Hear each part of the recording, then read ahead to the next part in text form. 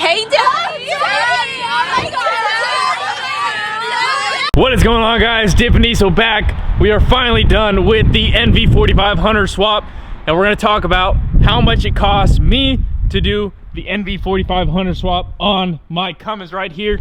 And then we're also going to talk about if you guys wanted to do it but you were buying everything online, try to give you an idea of you could probably do it a little bit less than I did if you can find the parts cheaper, but it'll kind of give you an idea of like the low end-ish cost of it, and then like the really high end cost if you were going to buy everything brand new online and have someone else do it for you. All right, so we're gonna go over what it cost me to do this NV4500 swap, and then we'll go over if you guys were to do it and you guys had to buy brand new parts on the internet, you guys didn't have a donor truck to take an NV4500 out of, the pedals, the drive shaft and stuff like that.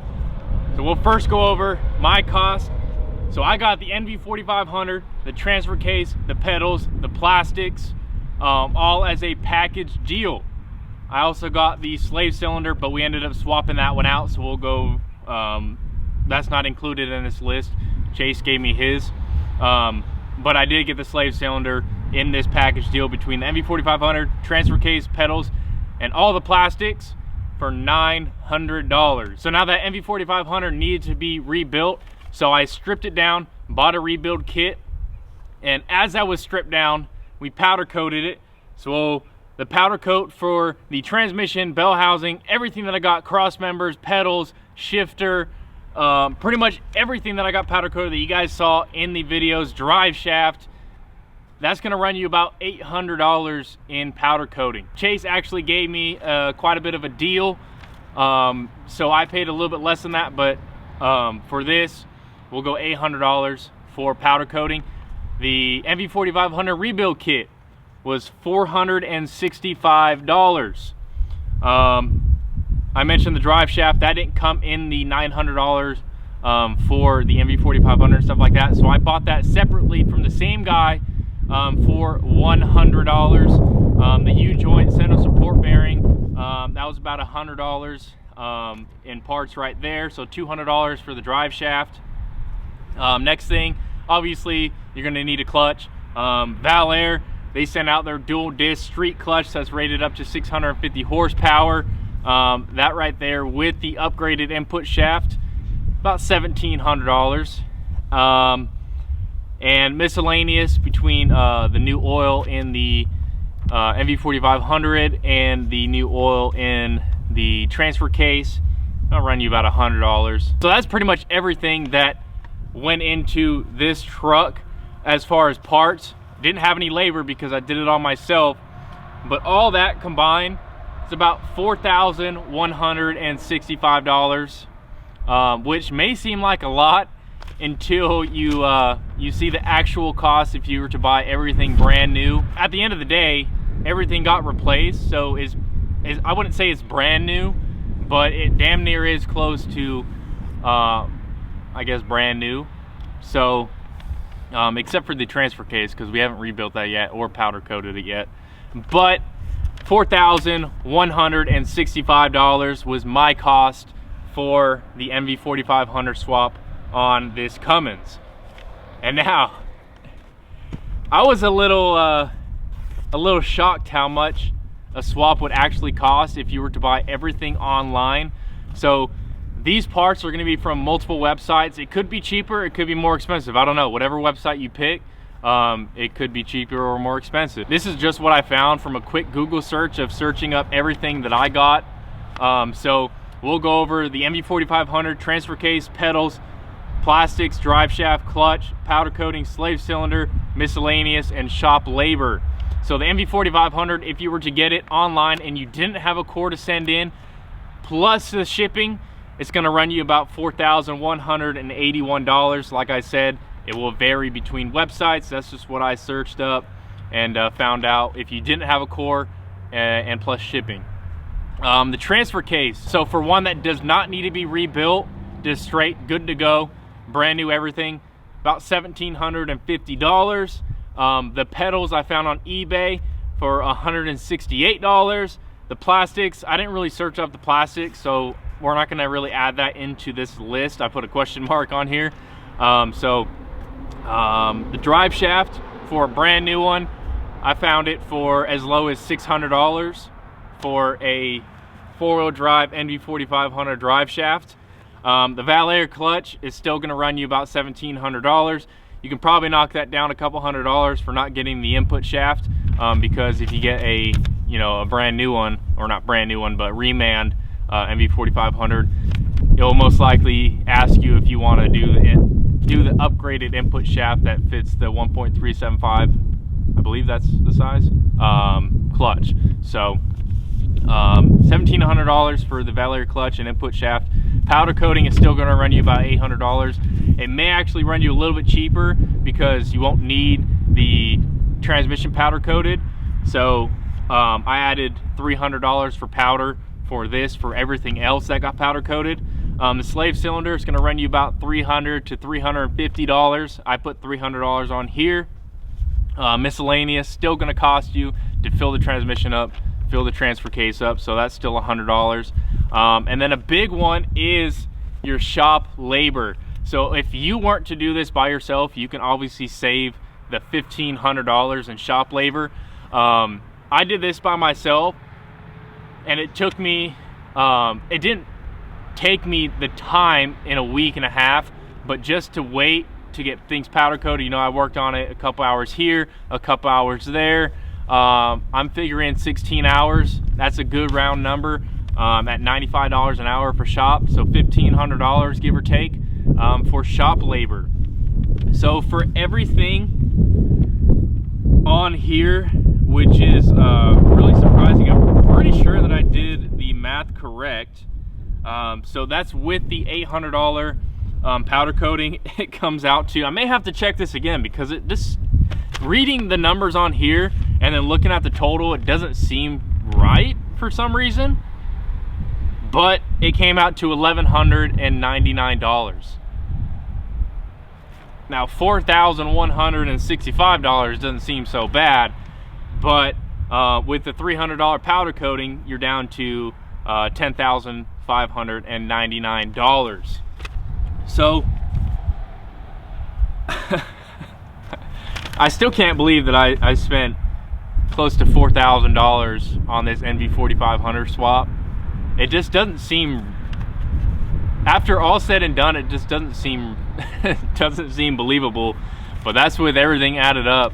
$4,165 for the NV4500 swap on my truck. And if you were to do all brand new parts, $11,000 for an NV4500 swap. So hopefully this kind of helped you with your decision if you wanted to go and get a donor truck and pull your NV4500 out of that, or just buy everything brand new and spend nearly 3 times as much on the NV4500. So there it is, the cost for my NV4500 swap, $4,100. The high end, about $11,000. I still cannot believe that. So now that the NV4500 swap is done, if you guys haven't seen those videos, I'll leave them linked down below. It came out so sick. I think I'm gonna paint this, and I'm also gonna paint the door panels as well, probably black to match the dash that isn't cracked.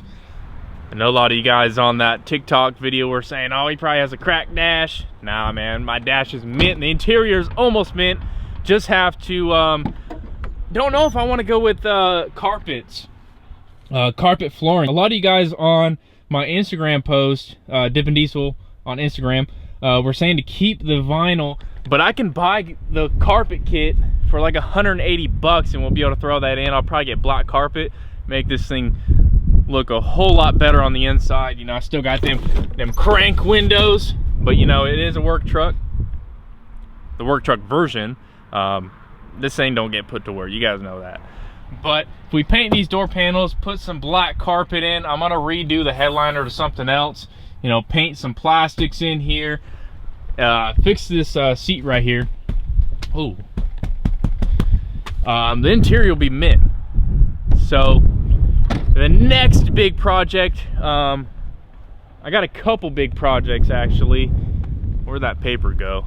So I've been thinking about getting rid of this bed and building this is just a rough estimate. I'm not going to show it too much, but just trying to get an idea of how the flatbed build would come out.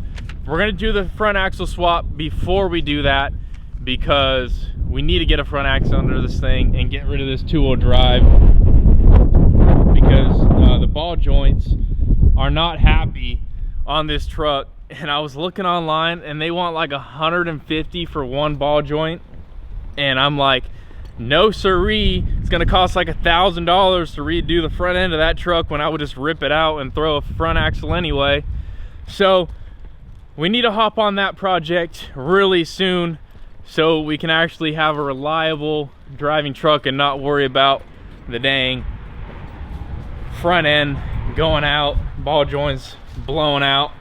But Chase does have a second gen front axle right here, so I'm gonna see if he wants to sell this thing, because this would be a perfect donor for we're not gonna do the coils, we're gonna do coil overs with either a long arm suspension or a 4-link suspension. Let me know in the comments below what you think I should do for the suspension lift kit for this truck. And then also I got to decide if I want to do a dually rear axle or just keep it a single rear wheel truck, because if I want to go a dually, I got to do that before I build the bed, because I want to make sure it's wide enough. I don't want to go ahead and build the bed wide enough and then not end up doing the dually, because then, you know, the bed, I'm not gonna have any stance. You gotta stance makes her dance, so you gotta have that stance out there. But we probably will be getting rid of this bed. You know, it was just for the time being. The original bed on this thing was full of Bondo, you guys know that. So, you know, I cut it down, used some steel that was part of the old bed, welded it in, and you know, it was a good little fun project. But to make this truck look better, we're gonna have to build a flatbed for it. I think it's gonna turn out really sick. So I've been looking at all the flatbeds around here. We got a flatbed on that blue dually. It's actually sold. But we got a flatbed over there. I'm not gonna do like a service bed like that. I think those are the only two dualies around here, or flatbeds around here. Obviously, we got the one on the 5500. But I've been trying to see how I want to do it, just like a rough estimate, a rough idea of how to do it. This one's a little rough under here, how they built this thing, but for the most part, I'm just trying to get an idea of how to build this thing, how much it's going to cost, if I want to do diamond plate for the bed or if I want to do some wood. What do you guys think would look better for this truck? It's going to turn out so sick once we get a lift on this thing and do a flatbed. Man, I cannot wait. I can already imagine how this thing is looking. And then possibly, I kind of want to get wrapped. I kind of want to get it wrapped in like a silver to match the transmission. And then we'll get the wheels powder coated, either Illusion Purple or Alien Silver. And then we'll get the traction bars powder coated. And we just got a lot of work to do. That's going to take some time, but I cannot wait to see how this thing is going to turn out. And hopefully you guys are too, excited to see what this thing turns into. You guys know about 1 year and 4 months ago I picked this thing up. Man, it had no hood, it had no door, the inside was all trashed, the dash was cracked to all hell, and we have been going to town on this thing the last couple weeks, really with the manual swap, cleaning this thing up. Over time, it takes a long time to do this kind of stuff, but I'm excited that we actually got a good transmission in here now. Truck is driving, and it does look bad. I'm not gonna lie. You guys can say it looks bad. The truck looks bad, but just give it time. It will look sick. I'm super excited. I really want to do the flatbed first, but I do need to get that front axle under there because I could just imagine that. I know I said it already, but I could just imagine. Imagine I build a flatbed for this thing. I get this thing wrapped in silver, and then I get Chase and Caitlin to powder coat the bed alien silver, and just have a color matched flatbed with the truck, and then color matched wheels, alien silver wheels. Oh, man, this thing would be the cleanest, okay, nicest looking second gen around here, with a front axle under this thing, 4-wheel drive, either 4-link or a long arm suspension kit. Man, dude, just my imagination is going right now, imagining what this thing will turn into. Hopefully here soon, within, you know, a year, we'll have all these projects done with this truck, and it will be a bad mother. But anyway, guys, I appreciate you guys watching this video. Hopefully it gave you guys a little insight of how much an NV4500 swap costs, and all my imagination, truck build, I don't even know what to call it, but my ideas for this truck and what it can turn into. We just got to get to work. But thank you guys for watching. Stay tuned for more videos on this 2001 Dodge Ram 2500 NV4500 swap Cummins, and we'll see you guys in the next one. Dippin' Diesel out.